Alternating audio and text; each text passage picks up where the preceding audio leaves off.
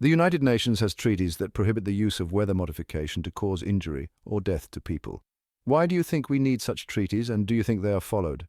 The idea of controlling the weather has captivated humanity for centuries. From ancient rain dances to modern cloud seeding, humans have long sought to influence the skies above.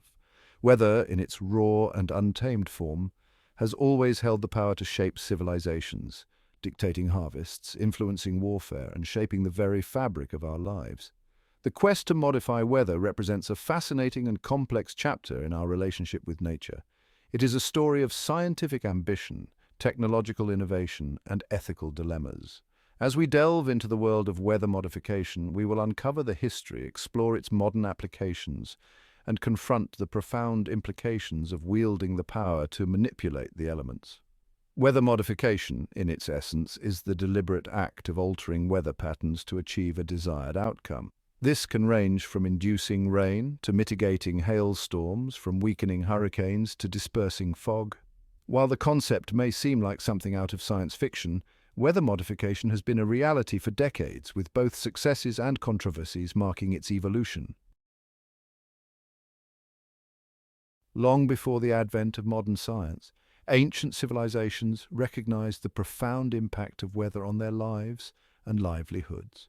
People turned to rituals and ceremonies in an attempt to appease the forces of nature and secure favorable weather conditions. Going back to ancient civilizations of Sumeria and before, there are stories of the gods controlling the weather by bringing harvest and destruction. These practices, often deeply ingrained in cultural and religious beliefs, provide a glimpse into humanity's enduring fascination with controlling the elements. Native American tribes, for example, developed elaborate rain dances, often involving chanting, drumming, and symbolic movements to invoke the spirits believed to control the rain. In other parts of the world, similar practices emerged. Ancient Chinese civilizations developed elaborate rituals involving fireworks and dragon dances to ward off drought and encourage rainfall. These ceremonies, often led by shamans or spiritual leaders, highlighted the deep reverence for nature and the recognition of its power over human destiny. Going back to ancient civilizations of Sumeria and before, there are stories of the gods controlling the weather by bringing harvest and destruction. The 20th century witnessed a dramatic shift in our relationship with weather. Early pioneers in meteorology and atmospheric science began to unravel the complexities of weather systems, paving the way for the development of modern weather modification techniques. One of the earliest documented attempts at scientifically driven weather modification can be traced back to the late 19th century, when inventors and entrepreneurs filed numerous patents for devices and methods aimed at producing rain or preventing hailstorms. These early inventions, often based on rudimentary understandings of atmospheric processes, range from elaborate cannons designed to shoot explosives into the sky to electrical contraptions intended to manipulate atmospheric electricity. While many of these early patents proved impractical or ineffective, they reflect the growing interest in weather control and the belief that science and technology could be harnessed to influence the skies. These early efforts laid the groundwork for more sophisticated weather modification techniques that would emerge in the decades to come. Among the various methods of weather modification, cloud seeding has emerged as one of the most widely researched and implemented techniques, particularly for enhancing precipitation. The process hinges on the principle of introducing artificial particles into clouds to stimulate the formation of raindrops or snowflakes. These particles, known as cloud condensation nuclei or ice nuclei, provide a surface for water vapor to condense upon, accelerating the natural precipitation process. Silver iodide, a chemical compound with a crystalline structure similar to ice, has emerged as one of the most effective cloud seeding agents. When dispersed into clouds that are cold enough to support ice crystal formation, silver iodide particles act as artificial ice nuclei, promoting the growth of ice crystals that can eventually grow large enough to fall as precipitation. Cloud seeding operations typically involve dispersing silver iodide into clouds using aircraft equipped with specialized flares or ground-based generators that release plumes of the chemical into the atmosphere. The effectiveness of cloud seeding remains a subject of ongoing scientific debate, with some studies suggesting modest increases in precipitation, while others have yielded mixed results. Despite the uncertainties surrounding its efficacy, cloud seeding continues to be employed in various parts of the world. Section 5. Lasers and weather, steering storms and summoning rain. While cloud seeding has dominated the field of weather modification for decades, researchers have explored other, more unconventional approaches to controlling the elements. One such avenue of exploration involves the use of powerful lasers to manipulate atmospheric conditions and potentially influence weather patterns. The concept behind laser-assisted weather modification is based on the ability of high-powered lasers to create plasma channels in the atmosphere. These channels, formed by the ionization of air molecules, can act as conduits for electrical discharges, similar to miniature lightning bolts. By strategically creating these plasma channels, scientists believe it may be possible to influence the formation and movement of clouds, potentially triggering rainfall or redirecting the path of storms. The energy requirements for laser-assisted weather modification are immense, and the potential environmental impacts of creating artificial plasma channels in the atmosphere remain largely unknown.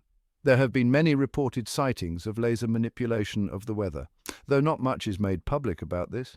However, back in 1965, the pioneering field and laboratory work of meteorologists in the War and Navy departments on the popular notion, one that rainfall could be caused by the detonation of explosives, was supported by federal government funds. From what we do know, it is not unlikely that lasers are currently being used to direct weather.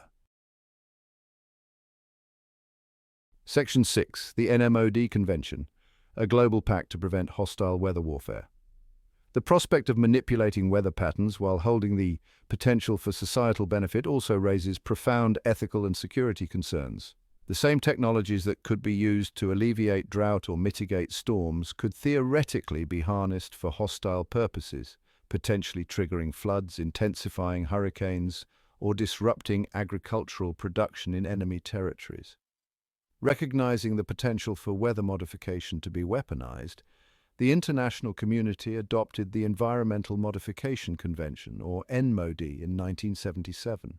This treaty, ratified by over 80 countries, prohibits the hostile use of environmental modification techniques, including weather warfare. The NMOD Convention represents a landmark agreement in international law, seeking to prevent the militarization of weather and ensure that these powerful technologies are used solely for peaceful purposes. The NMOD Convention defines environmental modification techniques as any technique for changing, through the deliberate manipulation of natural processes, the dynamics, composition or structure of the Earth, including its biota, lithosphere, hydrosphere and atmosphere, or of outer space. This broad definition encompasses a wide range of potential technologies, including cloud seeding, laser manipulation, and other emerging techniques that could be used to alter weather patterns. While the NMOD Convention provides a crucial framework for preventing weather warfare, its effectiveness relies on international cooperation and transparency. The lack of verification mechanisms and the difficulty in distinguishing between peaceful and hostile uses of weather modification technologies pose ongoing challenges to the treaty's implementation. Section 7. Ethical Considerations. Weighing the benefits and risks of weather control. The ability to manipulate weather patterns raises profound ethical questions that demand careful consideration. While the potential benefits of weather modification, such as alleviating drought, mitigating hailstorms, or reducing the intensity of hurricanes, are enticing, they must be carefully weighed against the potential risks and unintended consequences. One of the primary ethical concerns surrounding weather modification stems from the inherent interconnectedness of Earth's climate system. Altering weather patterns in one region can have ripple effects that extend far beyond the intended target area, potentially leading to unforeseen and potentially detrimental consequences in other parts of the world. For example, cloud seeding operations designed to increase rainfall in one region could potentially lead to reduced rainfall downwind, potentially impacting agricultural yields or exacerbating drought conditions in neighboring areas. The long-term ecological impacts of introducing artificial particles into the atmosphere, such as silver iodide used in cloud seeding, also remain poorly understood. Furthermore, the question of who gets to decide when, where, and how weather modification technologies are used raises important issues of governance and equity. Section 8. Weather modification in action, current programs and global players. Despite the ethical concerns and scientific uncertainties, weather modification programs are currently underway in numerous countries around the world. These are programs, it should be said, that we are made aware of. Those used for purposes of destruction, if they are not published widely. These programs, driven by a variety of motivations ranging from water resource management to agricultural enhancement to hazard mitigation, highlight the growing interest in harnessing weather control technologies to address pressing societal needs. China, with its vast geographical expanse and susceptibility to both drought and flooding, has emerged as a leading player in the field of weather modification. The Chinese government has invested heavily in cloud seeding programs, deploying a fleet of aircraft and ground-based generators to enhance rainfall in arid regions and suppress hailstorms that could damage crops. The United Arab Emirates, facing acute water scarcity in its arid desert environment, has also embraced cloud seeding as a means of boosting rainfall. The country has established a dedicated cloud seeding research program and has conducted numerous seeding operations in an effort to replenish its dwindling water reserves. In the United States, cloud seeding programs are typically operated at the state or local level, often in collaboration with private companies. These programs primarily focus on enhancing snowfall in mountainous regions to bolster water supplies or reducing hail damage to crops in agricultural areas. Section 9. The future of weather modification, geoengineering, and climate change. As the impacts of climate change become increasingly apparent, with rising global temperatures, more frequent and intense extreme weather events, and shifting precipitation patterns, the prospect of large-scale weather modification, often referred to as geoengineering, has gained traction as a potential tool to mitigate the worst effects of a warming planet. However, as weather modification has been going on for almost 100 years, it is a viable question to ask if the modification of weather by these means is causing a change in the overall weather on the planet. From releasing reflective aerosols into the stratosphere to reflect sunlight back into space, thereby cooling the Earth, to fertilizing the oceans with iron to stimulate the growth of phytoplankton, which could absorb carbon dioxide from the atmosphere. While geoengineering holds the allure of a technological fix for climate change, it may also be a possible cause of climate change. It is fraught with risks and uncertainties. The potential unintended consequences of tampering with Earth's complex climate system on such a grand scale are vast and largely unpredictable. Moreover, the ethical and governance challenges posed by geoengineering are immense. Decisions about whether or not to deploy geoengineering technologies, and if so, how and where, would have global ramifications, requiring international cooperation and consensus on an unprecedented scale. Section 10. The moral imperative, balancing human needs with environmental responsibility. The quest to control the weather reflects a fundamental tension in our relationship with nature. On the one hand, it highlights our ingenuity and our desire to harness technology to improve our lives and protect ourselves from the vagaries of the natural world. On the other hand, it raises profound questions about our responsibility to the planet and the potential consequences of our interventions in Earth's delicate balance. As we continue to develop and refine our ability to manipulate weather patterns, it is imperative that we proceed with caution and a deep sense of ethical responsibility. The decisions we make about how and when to deploy these powerful technologies will have far-reaching implications, not only for ourselves but for future generations and the countless other species with whom we share this planet.